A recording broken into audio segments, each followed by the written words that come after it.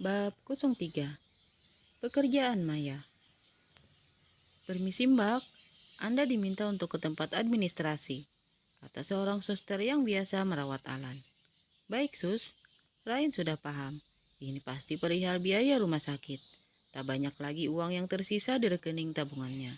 Pengobatan Alan sungguh menguras isi rekeningnya. Rumah yang dijual memang besar dan lumayan mewah. Tapi karena di rumah itu telah terjadi pembunuhan, sulit sekali mendapat harga yang pantas. Dia harus berbesar hati melepaskan rumah itu dengan harga di bawah pasaran.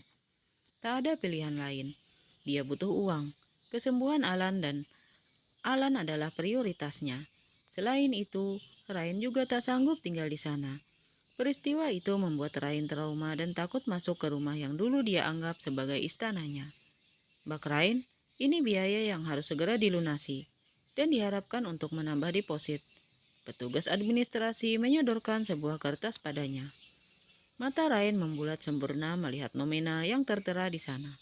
50 juta lebih lumayan yang harus dibayar. Padahal ini hanya tunggakan beberapa hari. Ini lebih mahal dari perkiraannya. Entah sudah berapa banyak uang yang masuk untuk pengobatan Alan. Kalau disuruh menghitung pun, Rain tak sanggup menghitungnya. Ditambah lagi dia harus memberi deposit agar pengobatan Alan tetap berjalan. Astaga, dia tak tahu dari mana lagi mendapatkan uang. Mengingat keadaan Alan yang terus membaik, rasanya tak mungkin menghentikan pengobatan.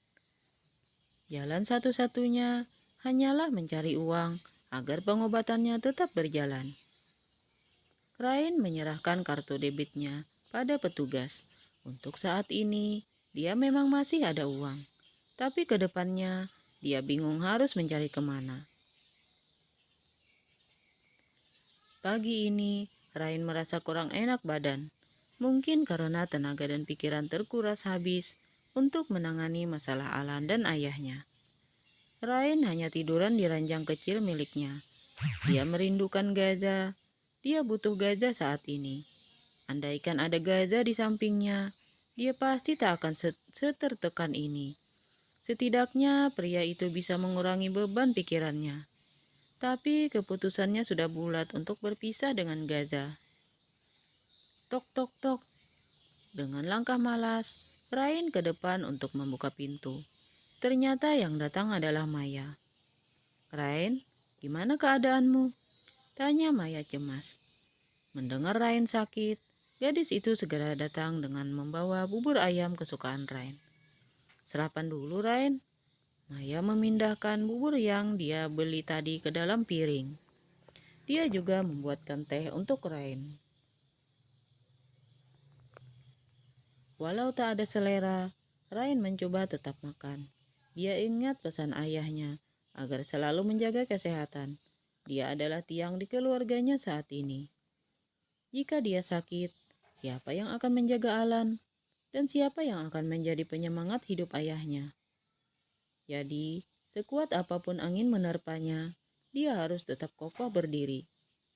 Makasih ya, Mai, ucap Ryan sambil menelan sesuap demi sesuap bubur dari Maya. Tidak perlu berterima kasih, Ryan. Keluargamu sudah banyak membantuku. Sudah saatnya aku ganti membantu kalian.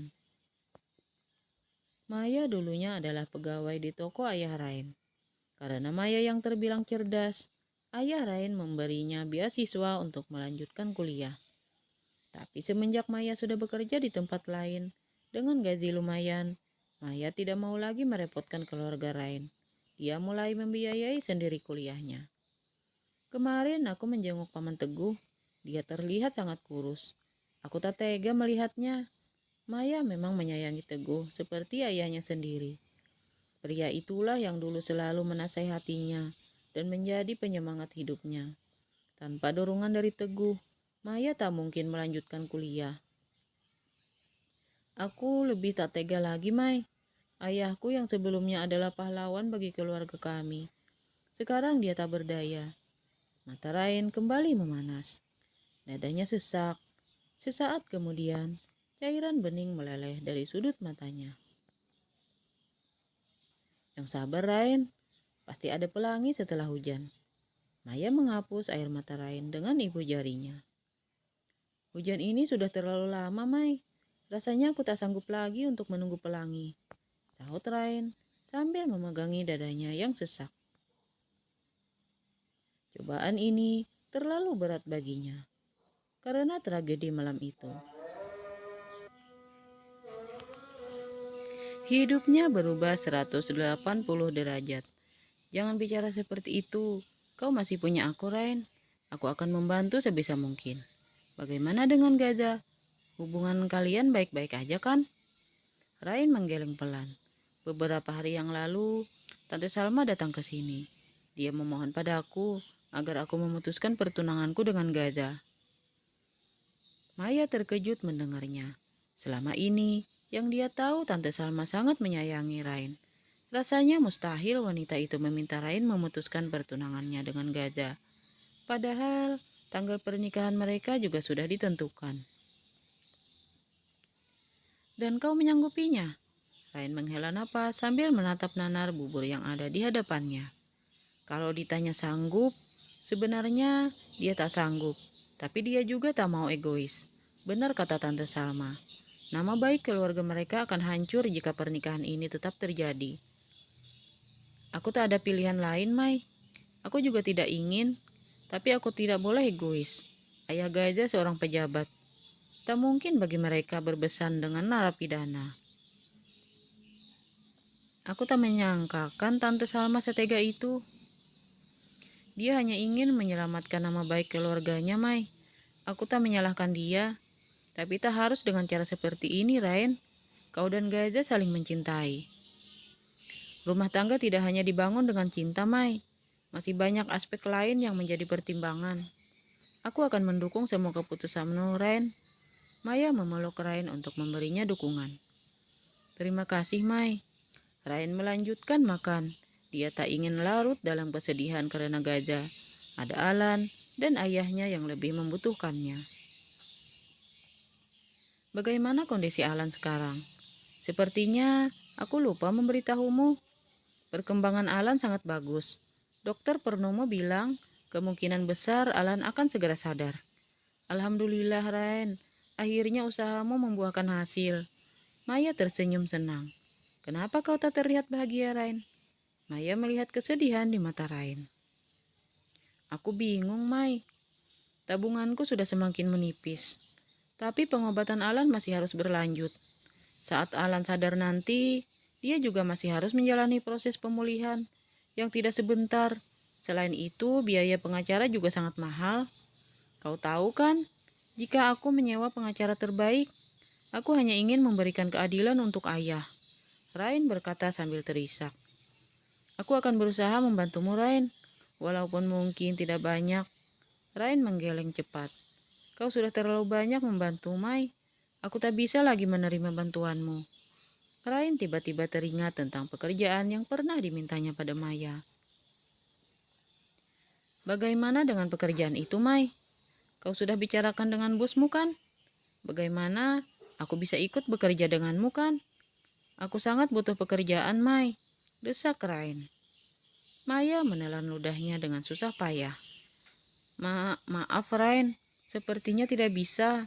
Sulit untuk masuk di perusahaan tempatku bekerja. Seleksinya sangat ketat. Kau meragukan kemampuanku. Aku akan mencoba, Mai. Aku tak peduli apa hasilnya. Kalaupun aku tidak diterima, seenggaknya aku pernah mencoba. Tolong, Mai, bantu aku. Rain menggenggam tangan Maya. Tampak sekali di wajahnya jika dia sangat berharap pekerjaan itu. Maya ragu untuk mengatakan, tapi dia tak bisa terus membohongi Rain. Kau belum tahu pekerjaanku, Rain. Kamu bekerja kantoran kan? Di sebuah perusahaan real estate kan? Kamu udah pernah cerita dulu. Rain masih mengingat cerita Maya kala itu. Maya menggelek. Maaf, Rain. Sebenarnya saat itu aku berbohong. Maksud kamu? Rain mengerutkan keningnya. Aku takut kamu akan membenciku jika tahu pekerjaanku yang sebenarnya. Ujar Maya sambil menunduk. Yang sebenarnya? Apa maksudmu, Mai? Aku tak paham. Jangan berputar-putar. Aku sudah pusing, Mai. Aku sudah banyak masalah. Desak Rain.